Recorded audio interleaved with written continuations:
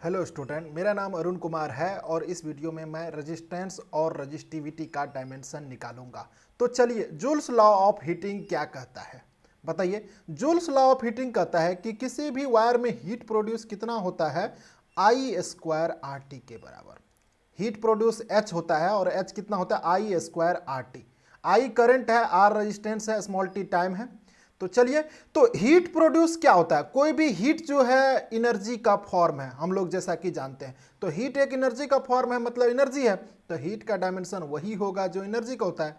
तो हीट का डायमेंशन होगा ml2 t माइनस 2। और आई करंट है, उसका डायमेंशन होता है ए, और आई स्क्वायर है तो ए पे पावर 2 कर दिया। आर का हमें निकालना है तो आर को कुछ नहीं करेंगे। स्मॉल टी का क्या होता है डायमेंशन, कैपिटल टी, है ना। तो आपका रेजिस्टेंस का यहां से क्या निकल के आ गया डायमेंशन, ml2 और t माइनस 3 और a पे पावर -2। ये यहाँ पे एम्पियर के लिए है ना। इस तरह से ये आपका रेजिस्टेंस का डायमेंशन आ गया। अब ओम्स लॉ से हम लोग क्या जानते हैं, रेजिस्टेंस होता है रो एल बाय ए चूंकि ऊपर में लिख लिया तो कंफ्यूजन क्रिएट करेगा, इसको ए डैश कर देते हैं। ए डैश क्या है, area of cross section, area of cross section. तो यहां पे मैं डिफाइन करती हूँ, एल है लेंथ, है ना। तो आपका जो है रो का डायमेंशन क्या आ गया हो, रो का डायमेंशन आ गया R into A dash by L.